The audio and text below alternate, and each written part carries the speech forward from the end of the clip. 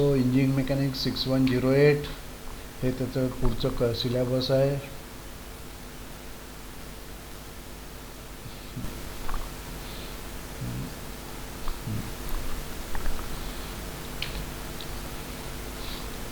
So course outcomes, हा course complete केल्यानंतर you will be able to describe working of different machines and calculate velocity ratio and efficiency of different machines. Draw free body diagram of forces acting on a body. And third is apply laws and principles of mechanics to different practical situations. हे course outcomes आहेत. These course outcomes are connected with program outcomes.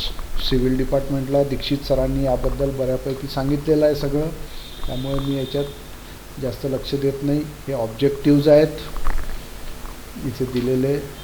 Now the main content of engineering mechanics. First unit is fundamental concepts. याच्यातले बरेचसे definitions तुम्हाला माहीत आहे already, शाळेत तुम्ही शिकलेले आहात.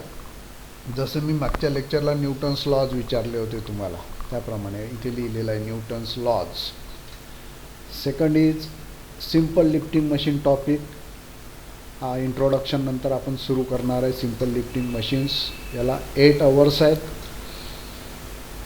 सिम्पल लिफ्टिंग मशीन म्हणजे अशा मशीन्स ज्यांनी मोठं वजन कमी ताकद लावून उचलू शकतो त्या मशीन वापरून. अशा मशीन्स त्यासुद्धा तुम्ही शाळेत पाहिलेल्या आहेत, लिव्हर मेकॅनिझम वगैरे. And main content of engineering mechanics starts from unit 3 force. Then unit 4 is equilibrium. It is related to force. Then friction unit 5, याच्याबद्दल सुद्धा तुम्ही शाळेत शिकलेले आहेत फ्रिक्शनमध्ये बऱ्यापैकी. Unit 6 is centroid and centre of gravity. याबद्दलही बहुतेक आयडिया असेल. Dynamics, last topic is dynamics, bodies in motion. या प्रकारचं हे सिलेबस आहे किंवा करिक्युलम आहे. याचे मार्क इथं दिलेले आहेत या टेबलमध्ये. प्रत्येक टॉपिकला किती मार्क राहणार आहेत. या टोटल सगळ्यांची बेरीज 80 आहे, 80. तर पहिलं फंडामेंटल कॉन्सेप्ट्स 4 मार्क आणि सिम्पल लिफ्टिंग मशीनला 8 मार्क. हे 2 छोटे टॉपिक आहेत. आणि त्यानंतर फोर्सला 18 मार्क आहे, इक्विलिब्रियमला 18 मार्क आहेत. Then friction 10 marks. फ्रिक्शन म्हणजे तो इक्विलिब्रियमचाच एक स्पेशल पार्ट आहे. Then centroid and centre of gravity 12 mark आणि डायनॅमिक्स 10 मार्क. असे ते 80 मार्काचं सिलेबस किंवा करिक्युलम आहे इंजिनिअरिंग मेकॅनिक्सचा. स्टेप बाय स्टेप आपण याच्यात पुढे जाऊ. आता यामध्ये इंजिनिअरिंग मेकॅनिक्स सुरू करताना किंवा हे पुढचं पेज टर्म वर्क म्हणजे प्रॅक्टिकल्स, तुम्हाला काय काय करायचे असतात ते इथे दिलेले आहेत. सगळे प्रॅक्टिकलची लिस्ट आहे. 15 प्रॅक्टिकल दिलेले आहेत इथे. आता याच्यातले फक्त 4 करायचे आहेत या 8 पैकी. म्हणजे 10 प्रॅक्टिकल तुम्हाला कंप्लीट करायचे आहे. हे 4 आणि हे 2 6 आणि हे खालचे 7 8 9 10 असे 10 प्रॅक्टिकल्स तुम्हाला करायचे आहेत.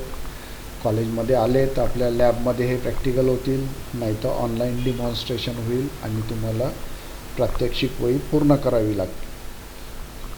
खाली काही स्टुडंट ॲक्टिव्हिटीज आहेत. Observe and list different activities at home, on roads and common places where simple machines are used. एक लक्षात ठेवायचं आहे, इंजिनिअरिंग मेकॅनिक्स शिकता शिकता हे फार महत्त्वाचा पॉईंट आहे. Observe and list different activities at home. फक्त मशीनबद्दल नाही, सगळ्याच बाबतीत जे काही ॲक्टिव्हिटी तुम्ही स्वतःही करता किंवा घरात ऑब्झर्व करता किंवा बाहेर फिरताना, त्यामध्ये सगळीकडे तुम्हाला इंजिनिअरिंग मेकॅनिक्स अप्लाय होताना दिसेल. फक्त आपली नजर थोडीशी बदलवावी लागेल, कळेल तुम्हाला. Observe and list different activities at home, road and common places where principles of mechanics are involved. आता तुम्हाला हे सांगायला काही हरकत नाही की इंजिनिअरिंग मेकॅनिक्स न शिकताही बरेचसे लोक हे प्रिन्सिपल तुम्ही स्वतःसुद्धा डे टू डे लाईफमध्ये आपण वापरत असतो हे सगळे प्रिन्सिपल. फक्त इथं तुम्हाला ते शिकायचे आहेत, त्याचे डिटेल्स तुम्हाला जाणून घ्यायचे आहेत. ॲक्च्युली वापर याचा आपण लहानपणापासून करतो, कधी कळून कधी न कळत असा हा प्रकार आहे. तर तुमच्या माहितीतला हा विषय जर मन लावून जर पाहिलं, सगळं व्यवस्थित शिकले तुम्ही, तर तुम्हाला लक्षात येईल की आपण नवीन असं काही करत नाही आहे. फक्त जे करत होतो त्याचं माहिती तुमच्याजवळ होईल, ते ॲनालिसिस तुम्ही करू शकाल, आपण काय करतो आणि कसं करतो, असा हा विषय आहे physics. It is as good as physics. So introduction to engineering mechanics. What is engineering mechanics? Physical science or physics which deals with the state of rest or motion of bodies under the action of force. थोडक्यात फोर्सेसबद्दल आपल्याला विचार करायचा आहे engineering मेकॅनिक्समध्ये, वेगवेगळ्या प्रकारचे, आणि त्याचे काय प्रकार होतात, काय इफेक्ट होतो ते आपल्याला पाहायचं आहे. त्यातही आपला जो डिप्लोमाला इंजिनिअरिंग मेकॅनिक्स आहे हा खूप छोटा पार्ट आहे. डिग्रीला याच्यापेक्षा जास्त असतो बऱ्यापैकी, आणि NITs IITsमध्ये तो खूप डिटेलमध्ये असतो. आपल्याला एक छोटा पार्ट आहे इंजिनिअरिंग मेकॅनिक्सचा समजून घ्यायचा आहे. So it is a physical science which deals with the state of rest or motion of bodies under the action of force. It deals with the external effects of forces on the body. म्हणजे त्या बॉडीचं internal effect आणि external effect असे दोन असतात. जसं तुम्ही एखादं वजन हाताने उचललं तर काही वेळ ते वजन जर धरून ठेवलं तर तुमचा हात दुखायला लागेल. That is internal effect. आपल्याला सध्या इथं विचार एवढाच करायचा आहे की आपण वजन उचललं, आपल्याला काय होते आपल्या हाताला त्याचा विचार करायचा नाही आहे. जसं रबर बँडला ताणलं तर तो ताणला जातो, परंतु आपण इथे तो रबर बँडला फक्त फोर्स लावू, तो ताणला जातो आहे याच्याकडे आपण लक्ष देणार नाही आहे. We will be studying with the external effects of forces on the body. पुढच्या म्हणजे थर्ड सेमिस्टरला सिव्हिलला, इलेक्ट्रिकलला नाही आहे तो विषय, मेकॅनिक्स ऑफ स्ट्रक्चर आहे तुम्हाला, त्यामध्ये आपण इंटरनल इफेक्ट्स स्टडी करतो फोर्सेसचे, इथे नाही. व्हाय वी स्टडी इंजिनिअरिंग मेकॅनिक्स हे महत्त्वाचं आहे. मी तुम्हाला सांगितलं याचं उत्तर शुक्रवारच्या लेक्चरमध्ये. This science form the ground work for further study in the design and analysis of structures.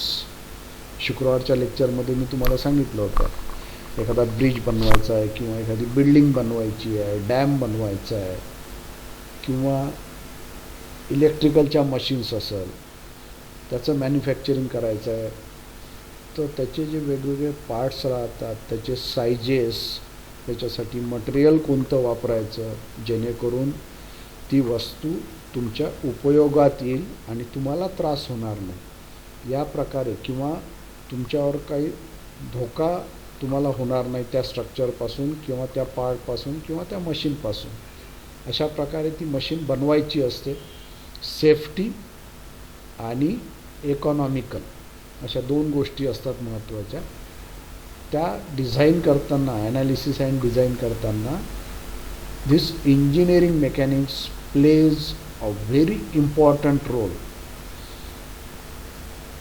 पुढे जाऊन तुमच्या असं लक्षात येईल की हा सगळ्यात महत्त्वाचा पार्ट हाच आहे इंजिनिअरिंग मेकॅनिक्स. जर तुमच्यापैकी काही जण पोस्ट ग्रॅज्युएशन किंवा खरंच डिझाईन आणि ॲनालिसिस या सेक्टरमध्ये जर तुम्ही काम कराल पुढे जाऊन, तर हा त्या सगळ्यांसाठी लागणारा बेसिक विषय आहे इंजिनिअरिंग मेकॅनिक्स. हा ज्याला जितक्या चांगल्याने समजला तो पुढे जाऊन तेवढा चांगला डिझायनर बनू शकतो. किंवा साईटवर काम करत असाल किंवा कुठल्या इंडस्ट्रीत काम करत असाल, may be mechanical industry, electrical industry, automobile industry और प्लॅस्टिक इंजिनिअरिंग, कुठल्याही इंडस्ट्रीमध्ये छोटे छोटे ज्या अडचणी येतात, मी जसं तुम्हाला सांगितलं आपण डे टू डे लाईफमध्ये हे वापरत असतो, तसाच प्रकार तिथेही होतो. आणि तुम्हाला जर हे ॲनालिसिस करता आलं इंजिनिअरिंग मेकॅनिक्स, तर पुढे तुम्हाला याचा खूप फायदा होतो. बरेचसे प्रॉब्लेम सहज सोडवता येतात. So that's why we study engineering mechanics. आपला हा mechanics, engineering mechanics, it is divided mainly in two parts, statics and dynamics. Statics, it deals with the bodies at rest. लक्षात घ्या, statics, it deals with the bodies at rest or stationary bodies. जसं तुम्ही कुठेतरी बसून हे lecture ऐकत आहात, तुम्ही एका जागेवर स्थिर आहात, तर तुमच्याशी संबंधित जे काही फोर्सेस आहेत त्याचा विचार करायचा असेल तो स्टॅटिक्समध्ये येतो. रोडवरचा ब्रिज किंवा रोड किंवा एखादी बिल्डिंग ही एका जागेवर आहे उभी, ॲट रेस्ट, स्टेशनरी आहे, त्याचा अभ्यास करायचा असेल तर इट कम्स अंडर स्टॅटिक्स. आणि आपण हाच पार्ट आपण शिकणार आहोत, स्टॅटिक्स. महत्त्वाचं सगळे टॉपिक या स्टॅटिक्सशी संबंधित आहे. एक छोटासा शेवटचा टॉपिक डायनॅमिक्स आहे, त्याचं इंट्रोडक्शन आहे तुम्हाला फक्त एकदम कमी. महत्त्वाचा पार्ट आहे statics. So it deals with stationary bodies. आता त्याच्यावरून डायनॅमिक्स दुसरा पार्ट आहे, म्हणजे तुम्हाला त्याची डेफिनेशन लक्षात आली असेल. It deals with the effect of forces on the moving bodies. जसं ॲटोमोबाईल इंडस्ट्री आहे, इलेक्ट्रिकल इंडस्ट्री आहे, मेकॅनिकल इंडस्ट्री आहे. याच्यामध्ये मशीन्स किंवा मशीनचे पार्ट्स मूवमेंटमध्ये असतात. साधं बायसिकल जरी घेतली, आपण सायकल चालवतो, it is a moving equipment, cycle. So त्याचा जर अभ्यास करायचा असेल, मूव्हिंग बॉडीजशी संबंधित फोर्सेसचा अभ्यास करायचा असेल, तर it comes under dynamics. It deals with the moving bodies. आपण पाहणार आहोत महत्त्वाचं स्टॅटिक्स. आता या डायनॅमिक्समध्ये again it is divided in two parts, kinematics and kinetics. Kinematics deals with the geometry of motion. लक्षात घ्या, kinematics deals with the geometry of motion. आता जॉमेट्री ऑफ मोशन म्हणजे क्रिकेटच्या प्लेयरनी बॉल फेकला, तर तो बॉल ज्या पाथनी मूव्ह होईल, समजा एखाद्याने एका अँगलनी सरळ व्हर्टिकल फेकला, तो उभ्या रेषेत तो वर जाईल आणि तिथून सरळ त्याच रेषेत तो बॉल खाली येईल. बॉल जर सरळ व्हर्टिकल फेकला, वरती फेकला, तर तोच थोडासा कमी अँगलनी, म्हणजे 0 ते 90च्या मधात 45 डिग्रीच्या अँगलनी जर तुम्ही दगड किंवा बॉल फेकला, कोणी सांगेल त्याचा कसा पाथ असतो, कोणता शेप असतो?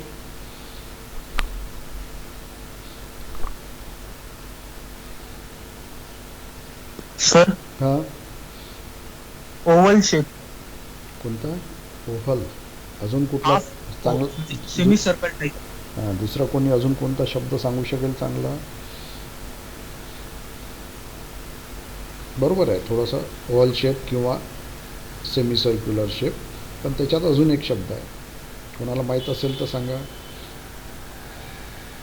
ॲक्च्युली त्याला पॅराबोलिक म्हणतात, second degree curve.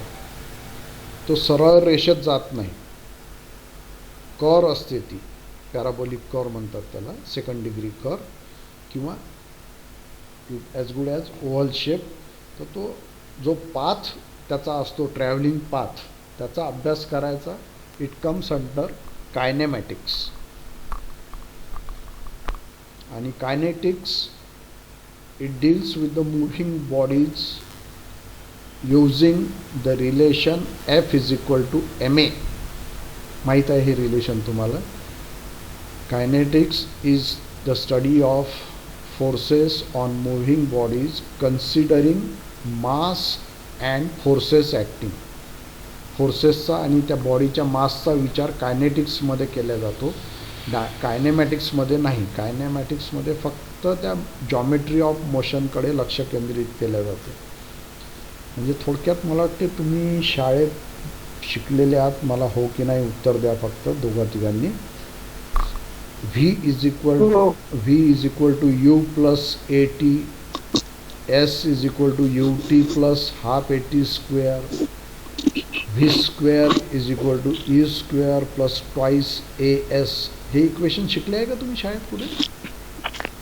Yes, sir. हाँ, Yes, sir. Yes, sir. So it comes under Yes, sir. Yes, sir. Yes, sir. Hello, Yes, sir. Okay, हाँ Yes, बोल. sir. Yes. Hello, हाँ sir. हाँ. Sir, some students are waiting for the lobby. These are not joined for this meeting. Why? Sir ते बोलले की सरांकडून join नाही होते म्हणे अजून. असं तर होत नाही. सगळ्यांना आता तुमच्यापैकी मी कोणालाही जॉईन करून घेतलेलं नाही. तुम्ही सगळे आपोआप जॉईन झालेले आहेत. But some students tell us waiting for lobby वरती आहेत असे बोलले. Ask them to use the proper link, or you can send sir. them link and ask them to join okay sir. by the link which you have used. Okay sir.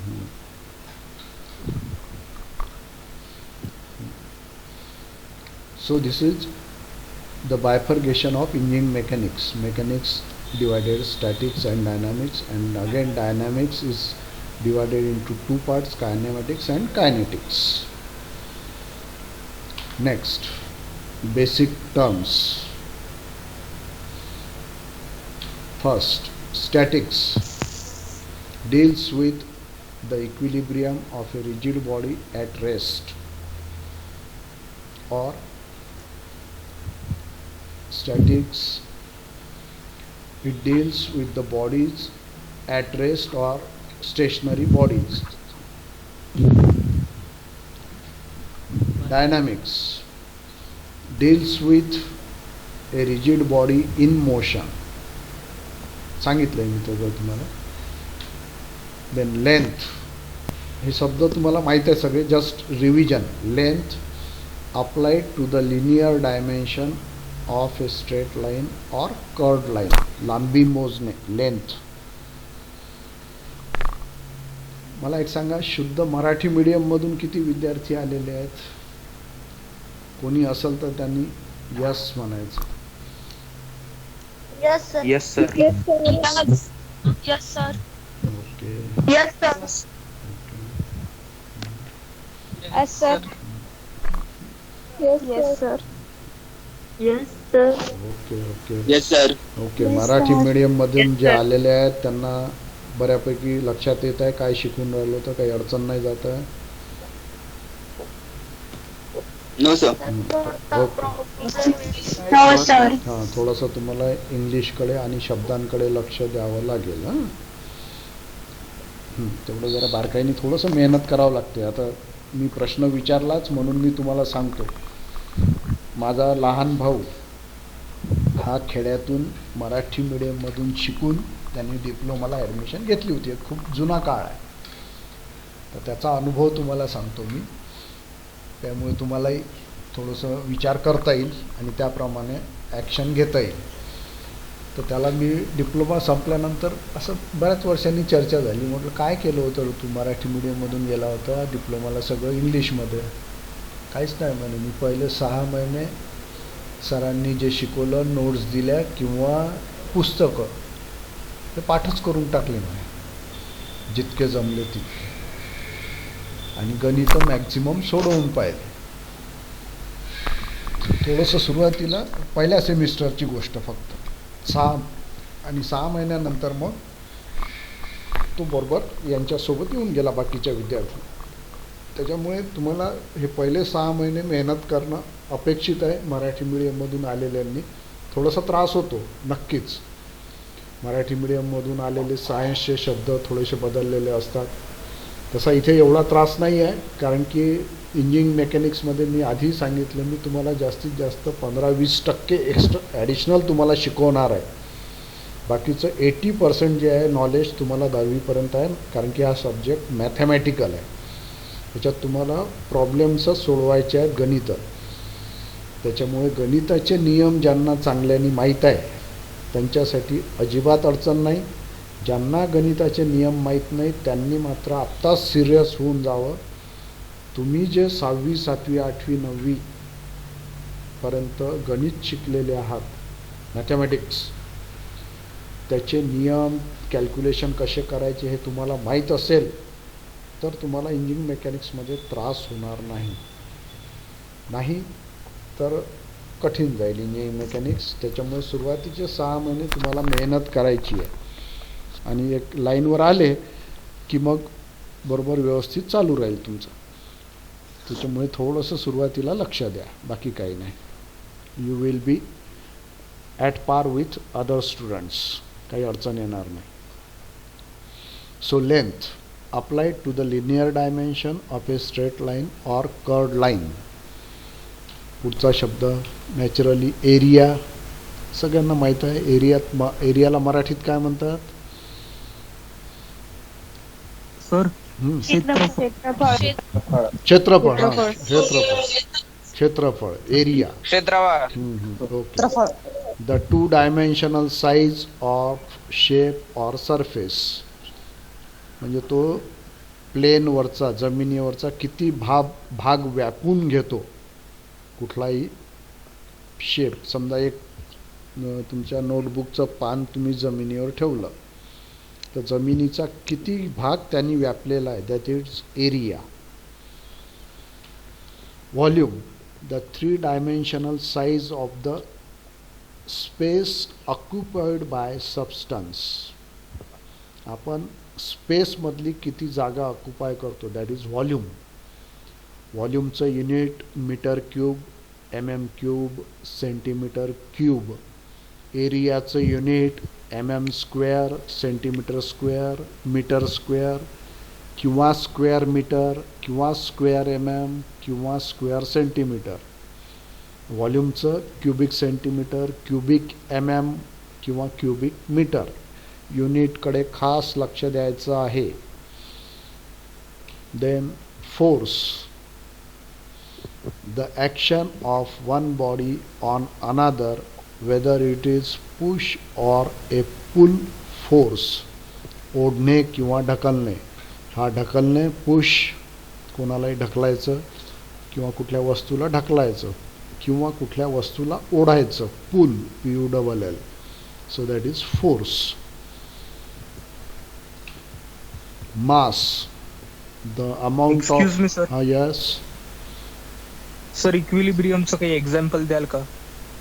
इक्विलिब्रियमचं example तू स्वतः. सध्या तू काय करतोय, म्हणजे? कुठं तू बसलाय, उभा आहे, काय करून राहिला? बसलो आणि लेक्चर बघतोय. हां, बसलाय ना एका जागेवर. हो सर. हां, तर तू इक्विलिब्रियम मध्ये आहे. हा इक्विलिब्रियमचा अर्थ सांगतो. कुठलीही वस्तू जी एका जागेवर स्थिर आहे, आपण घेणार आहे नंतर, आता यांनी प्रश्न विचारला म्हणून सांगून देतो.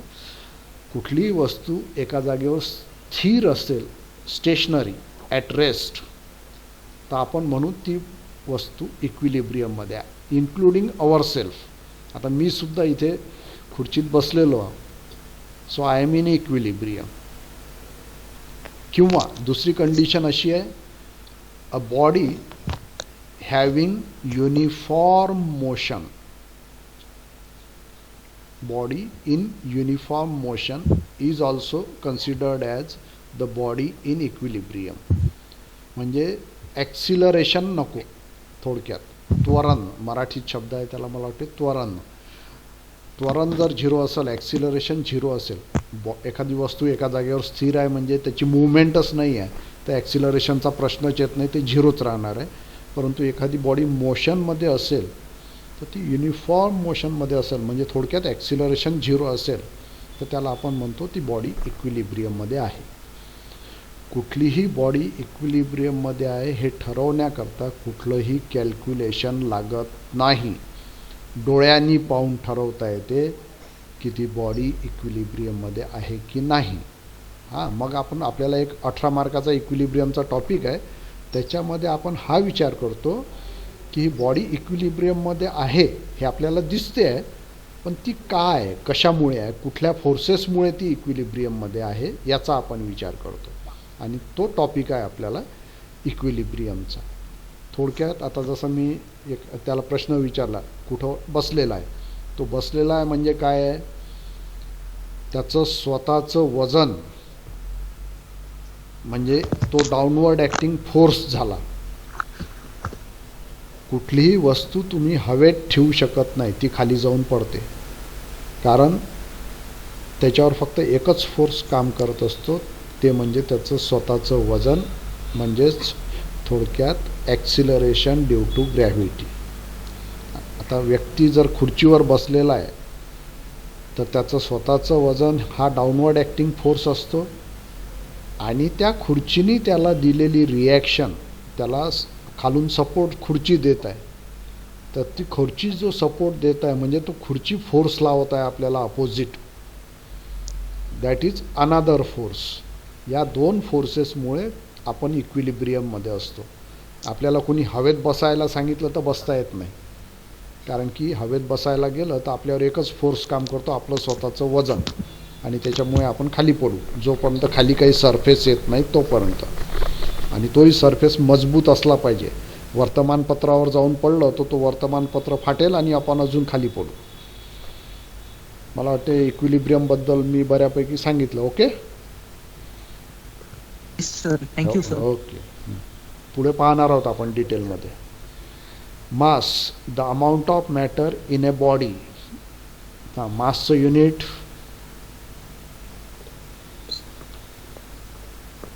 किलोग्रॅम. केजी. माहीत आहे सगळं. Gram, okay. न्यूटन नाही. न्यूटन कोण बोललं त्यांनी आपलं डोकं साफ करून घ्या. न्यूटन नाही. मासचं युनिट आहे किलोग्रॅम किंवा gram. Kilogram. Kilogram, gram, milligram. Kilogram. Okay. Ton. Okay. Ton okay चालेल. क्विंटल चालेल. त्याच्यानंतर सर, बोला. सुद्धा येऊ शकतं का सर? सुद्धा येऊ शकतं का युनिट? काय येऊ शकतं? Yes, pound sir. Pound. POUND. हो येस. कारण की आपण ते शिकणार नाही आहात. बरोबर आहे. आपण जी सिस्टीम फॉलो करणार आहे, तुम्ही शाळेत शिकले असेल, SI system international. Yes sir. ती फॉलो करणार आहे आपण पाऊंड वगैरेचा विचार करणार नाही आहे, कारण की ती इंग्लिश सिस्टीम आहे. फूट, पाऊंड, तर ती आपण करणार नाही आहे, पण ते युनिट आहे. बरोबर आहे. Okay. Weight, the force with which a body is attracted towards the centre of the earth. Weight, तुमचं वजन. जनरली आपण वजन KG मध्ये सांगतो. Actually it is mass or that is KG force. Actually weight is the force, आणि फोर्सचं unit मी इथं सांगितलं नाही तुम्हाला. सगळ्यात महत्त्वाचं इंजिन मेकॅनिक्समध्ये फोर्सचं unit newton or kilo newton. त्याच्यात वेगवेगळे प्रकार आहेत. Basic unit is newton. Okay. So these are the basic terms.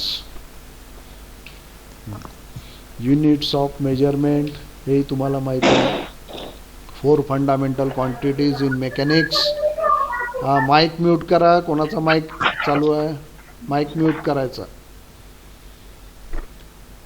Four fundamental quantities: mass, length, time, force. माहीत आहे तुम्हाला. International system of units, metric units नाही, or SI system. Mass in kilogram, length in metres, time in seconds. मग second नंतर minute येते, minute नंतर hour येतो, आवर नंतर डे येतो, डे नंतर मंथ येतो, मंथ नंतर जमा होऊन इयर येतं, असं चालू राहते. So basic unit is second. Force in newton, हे युनिट आपण वापरणार आहोत, पक्के डोक्यात ठेवा. लेंथ मीटर किंवा MM. जनरली सेंटीमीटर आपण वापरत नाही, पण असलं तर काही हरकत नाही, काही ठिकाणी असते. मीटर आणि MM हे महत्त्वाचे. आणि हे कन्व्हर्शन चांगल्याने पाहून घ्या, याच्यात चुका करू नका. 1 metre is equal to 100 centimetres is equal to 1000 MM. 1 मीटरचे 1000 MM होतात. 1 सेंटीमीटरचे 10 MM होतात. पहा इथे 2 शून्य आहेत, इथे 3 शून्य आहेत. 1000 भागीला 100 केलं तर 10 येते, म्हणजे 1 centimetre is equal to 10 MM. 1 kilometre is equal to 1000 metres. 1 kilo newton is equal to 1000 newton. 1 kilogram is equal to 1000 grams. हे नेहमी लक्षात ठेवायचं आहे. हा के जो आहे, K stands for 1000 kilo. Kilometre असेल तर त्याचे 1000 मीटर, किलो न्यूटनचे 1000 न्यूटन, किलोग्रॅमचे 1000 gram. Always K stands for kilo. Kilo म्हणजे 1000. हे कन्व्हर्शन लक्षात ठेवायचं आहे. हॅलो. हां बोला बोला. माईक टेस्टिंग करून आला का रे बा.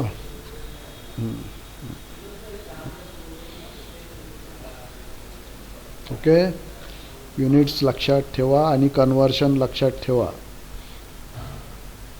Next, scalar quantity. अगेन तुम्हाला माहीत आहे, is a physical quantity that is completely described by its magnitude only. For example, mass, electric charge. मास किती kg आहे एवढं सांगितलं तर काम होऊन जाते. लांबी, तुमची स्वतःची उंची किती आहे सगळ्यांनी व्यवस्थित लक्षात ठेवा. हां मला सांगा,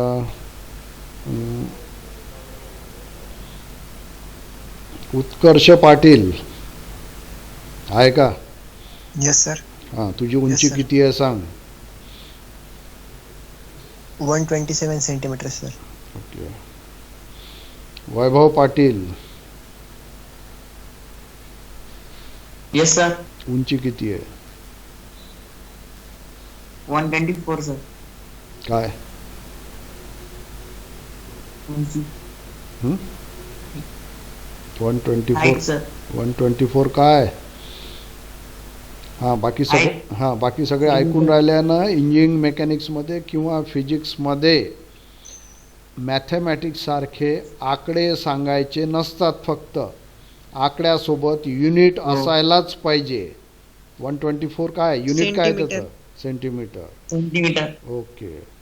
निरंजन 125 सेंटीमीटर. किरण पाटील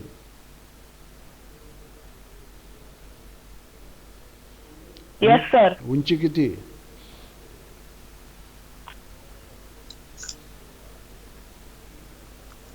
150. बापरे. काय 150 काय?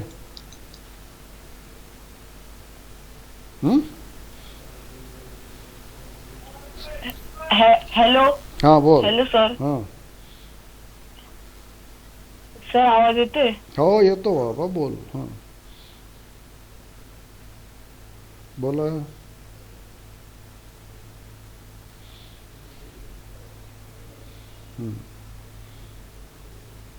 सारंग चोरमाळे.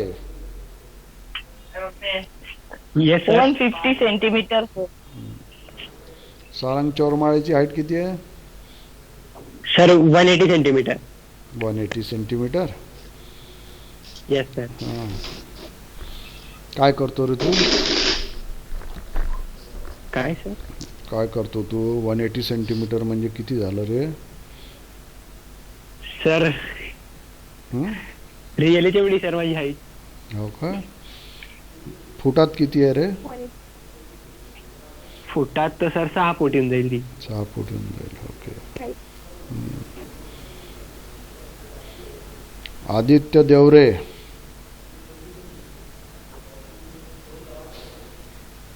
Sir 123 centimetre. फूटमध्ये 5 फूट. 5 फीट. ओके. मी एक कशासाठी विचारलं लक्षात घ्या. सगळ्यांनी लक्षात ठेवायचं आहे, युनिट शिवाय बोलायचं नाही आणि युनिट शिवाय कुठं लिहायचं सुद्धा नाही. युनिट असायलाच पाहिजे. कारण की बरेच जण हाईट सांगतात 5'4". आता या 5'4"चा अर्थ काय? मग त्याला युनिट विचारलं की बरेच जण सांगतात 5 मीटर, 5.4 मीटर. हे तुमच्या लक्षातच येत नाही 5.4 मीटर म्हणजे काय होते. तुम्ही स्केल वापरता, त्याची लांबी किती असते? स्केलची लांबी 15 centimetre. 15 centimetre and 13 centimetre. Okay. हां. तनुश्री गावित. 30 सेंटीमीटर. हां. तनुश्री गावित हात वर केलाय. काय का बोला. हात दाखवलाय तनुश्री गावित.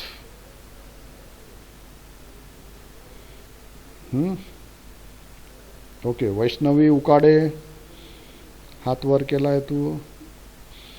मला No, sir. मला स्क्रीनवर दिसतोय तो हँड रेस केलेला, म्हणून विचारलं मी. हां. काही अडचण नाही ना? नाही ना. Okay. A scalar quantity is a physical quantity that is completely described by its magnitude only. उंची सांगितली, it is a scalar quantity. अशा बऱ्याच क्वांटिटीज आहेत. रुपये, पैसे, scalar quantity. There are so many quantities. ज्याचा फक्त आकडा सांगितला तर आपल्याला समजून जाते काय आहे. तर आता त्याच्यानंतर पुढचं व्हेक्टर क्वांटिटी. मला वाटतं याच्यात मराठी मीडियममध्ये सदिश आणि अदिश म्हणतात काहीतरी. हे झालं सदिश, vector quantity. Vector quantity is defined as the physical quantity that is completely described only if both magnitude as well as direction are known, like force, weight, displacement, velocity, position, torque. आता मी विचारतोय प्रश्न. ज्याला विचारेल त्याने उत्तर द्यायचं.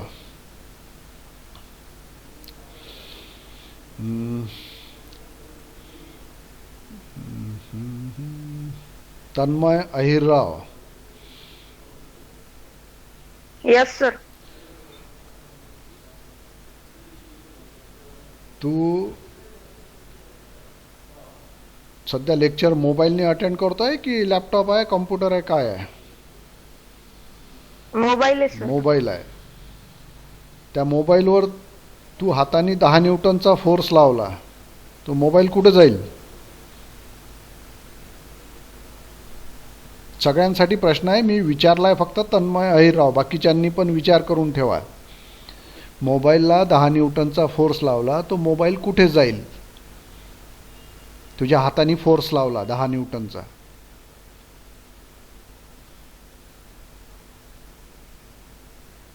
Okay. Mobile टेबलवर ठेवलेला आहे आणि त्याला 10 न्यूटनचा फोर्स लावला, तर तो मोबाईल कुठे जाईल? वैभव पाटील. मोबाईल कुठे जाईल मोबाईल? कुठे जाईल? सर त्याची जागा बदलेल sir. Towards the direction of the force. Towards the direction of the force. चालू राहतो. हा इथे हॅलो हा इथे पहा आता स्क्रीनवर हा मोबाईल आहे, हा टेबलवर ठेवलेला आहे, हा टेबल आहे खाली, हा खाली टेबल आहे आणि टेबलवर हा मोबाईल ठेवलेला आहे. याच्यावर मी 10 न्यूटनचा फोर्स लावला तर हा मोबाईल कुठे जाईल? जागा बदलेल सर. जागा बदलेल. पहा आता जागा बदलते Sir, का? हा हा थांब थांब थांब टुवर्ड्स द डायरेक्ट सर एक मिनिट मी Hello, हा एक हा बोल. Towards the direction of the force. हा आता मी हा 10 न्यूटनचा फोर्स लावला, आता सांग कुठं जाईल? हा वरून लावलाय तर मग फोर्सच्या वरून लावलाय ऑपोजिट तर डायरेक्शनला जाईल. आता कुठं जाईल? मी जे फिगर काढली आहे स्क्रीनवर तुम्हाला दिसते, हा टेबल आहे, टेबलवर हा मोबाईल ठेवलेला आहे, त्याच्यावर 10 न्यूटनचा फोर्स लावला, कुठे जाईल? सर मी खाली उत्तर देऊ पडेल. का? पडेल कुठंच जाणार नाही. कसा काय टेबलला छिद्र? खाली पडेल सर. टेबलला छिद्र पडून Sir, खाली कुठे पडेल का? सर हालरच नाही. नाही तो. तर 45 डिग्री मध्ये जाईल. बरोबर आहे सर तो. कशाला अरे जरा कुठेच जाणार नाही सर तो. शांत डोक्याने तो विचार. टेबल हा खाली सर टेबल टेबल आहे, पण त्याच्यावर तेवढाच फोर्स अप्लाय करेल. हा खाली सर टेबल. सर हा टेबल सर हॅलो, हा न्यूटन थर्ड लॉ नुसार ऍक्शन आणि रिएक्शन फोर्स मुळे तोच टेबल राहील सर, अच्छा हलणार नाही. हालणार नाही. हा okay, that is correct answer. तो जागेवरून हलणार नाही, खाली पडणार नाही, कारण की खाली टेबल आहे, त्याला खाली जायला जागाच नाही आहे. हा टेबल जर तुटला, खाली जाणार हा टेबल तुटला तर तो खाली जाईल आणि 10 न्यूटन मुळे काही टेबल तुटणार नाही. सरफेस पर्यंत. आता हा 10 न्यूटनचा फोर्स मी असा लावला, दिस इज 10 न्यूटन. हा काढून टाकला, इट इज रिमूव्ड. हा 10 न्यूटन असा लावला तर कुठे जाईल सांगता येईल? उजवीकडे जाईल हा, बरोबर आहे का? हा इकडे जाईल कुठेतरी. हो. राईट साइड कडे जाईल sir. Yes sir. Right side कडे जाईल सर. ओके, आता मला काय सांगायचं ते ऐका, महत्वाचं. माईक म्यूट करा सगळ्यांनी. वेक्टर क्वांटिटीचं हे महत्त्व आहे. वेक्टर क्वांटिटी तुम्ही फक्त सांगितलं 10 न्यूटनचा फोर्स लावला तर त्याला काहीच अर्थ नाही. त्या 10 न्यूटन सोबत त्या फोर्सची डायरेक्शन सांगणं तेवढंच जरुरी आहे. तुम्ही दोन्ही गोष्टी जोपर्यंत सांगत नाही, मॅग्नेट्यूड म्हणजे हे 10 न्यूटन आणि ही डायरेक्शन, ह्या दोन्ही जोपर्यंत तुम्ही समोरच्याला सांगत नाही तोपर्यंत फोर्स कसा लावलेला आहे हे काही समजू शकत नाही. लक्षात घ्या. डिस्प्लेसमेंट, मी 4 पावलं चाललो.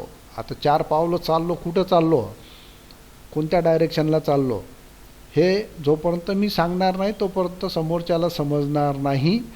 म्हणून याचं महत्त्व आहे. Vector quantity is defined as the physical quantity that is completely described only if, हे पहा इथे इफ लिहिलेलं आहे, only if both magnitude as well as direction are non.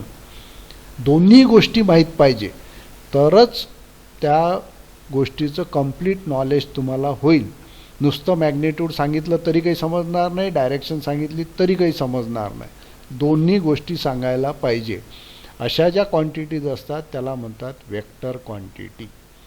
आणि आपला जो फोर्स हा मेन आहे. इंजिनिअरिंग मेकॅनिक्समध्ये आपल्याला फोर्सबद्दल शिकायचं आहे. Force is a vector quantity. त्याच्यासोबत बऱ्याचशा वेक्टर क्वांटिटी आहेत, परंतु फोर्स वेक्टर क्वांटिटी आहे.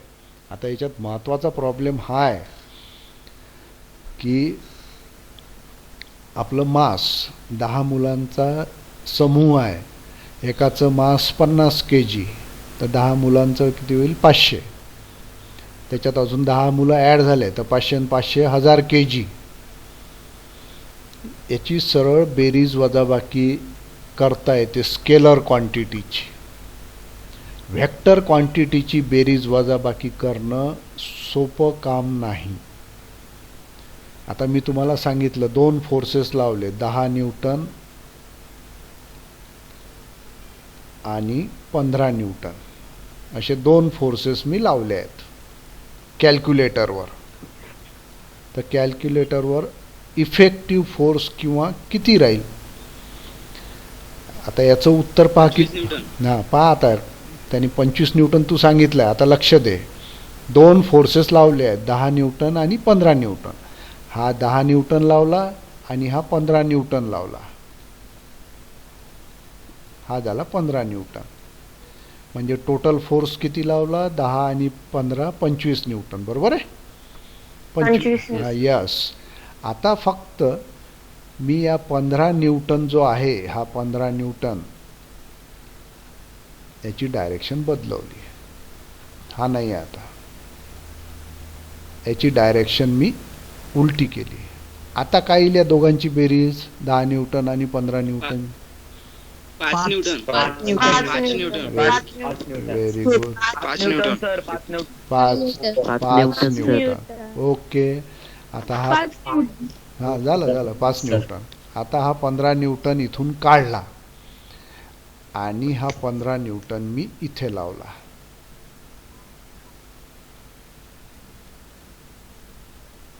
आता बोला, हा झाला 15 न्यूटन.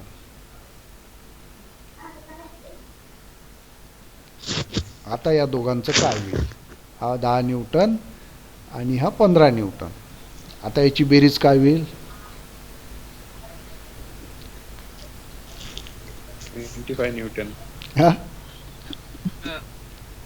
25 न्यूटन. अरे 25 न्यूटन. अरे तुम्ही पहिल्यांदा सांगितलं एका लाईन मध्ये दोन्ही लावले तर 25 न्यूटन होते. पहिले सांगितलं पहिलं उत्तर 0. तुमचं. मग हे अपोजिट लावले तर 5 न्यूटन होते, हे दुसरं उत्तर. 25.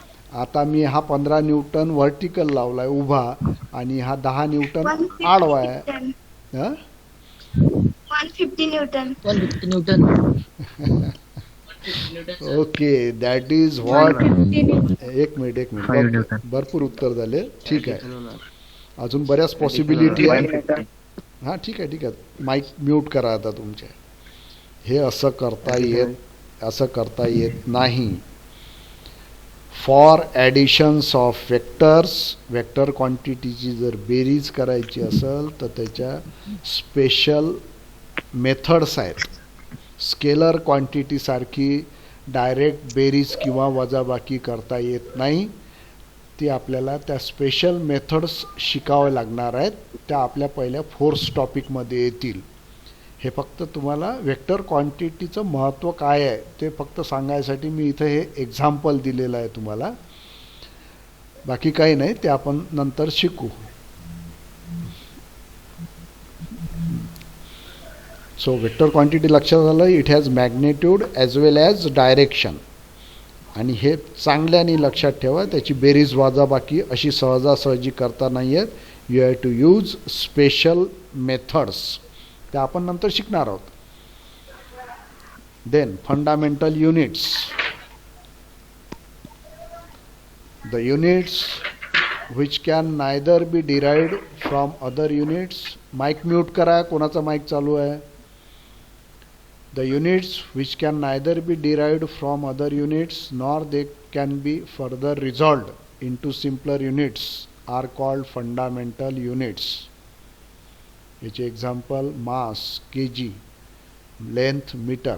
म्हणजे बेसिक युनिट आहे थोडक्यात. फंडामेंटल युनिट म्हणजे मास, kg, लेंथ, मीटर. त्याच्यानंतर टाईम, सेकंद. हे जे युनिट्स आहे हे फंडामेंटल युनिट्स आहेत, या क्वांटिटीचे युनिट. बाकीचे सगळे जे युनिट आहेत.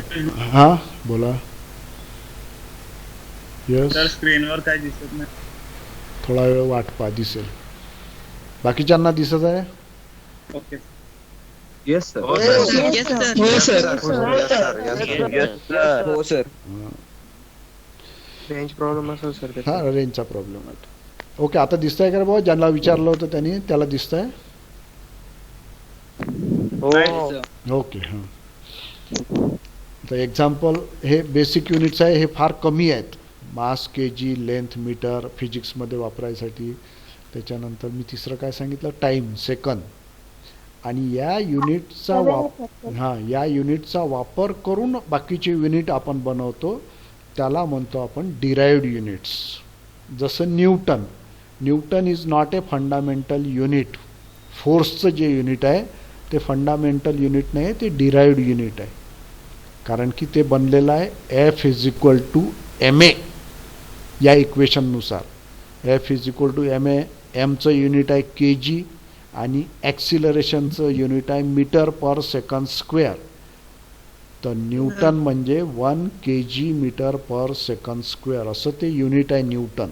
न्यूटन हे युनिट फंडामेंटल नाही आहे, it is a derived unit. Derived unit, those units which can be expressed in terms of fundamental units are called as derived units. Speed, metre per second, त्याच्यात मीटरचा वापर आहे fundamental unit आणि second fundamental unit metre per second. Velocity सुद्धा metre per second. Acceleration metre per second square. फोर्सचं unit newton kg metre per second square.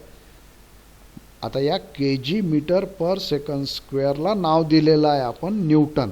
So newton is a derived unit. एक लक्षात ठेवायचं, most of the units are derived. Fundamental units बोटावर मोजण्या इतके असतात फक्त. जसं इथे लिहिलेलं आहे मास kg, लेंथ मीटर आणि टाईम सेकंद. आता आपले जे बाकीचे युनिट येतील ते सगळे या तिघांच्या संबंधित असतील, kg, मीटर आणि सेकंद. फिजिक्समध्ये तुम्ही पाहिलं असेल बरंचसं हे. तर डिराइव्ड युनिट्स बहुतेक असतात सगळे, फंडामेंटल युनिट एक थोडे बहुत सोडले तर.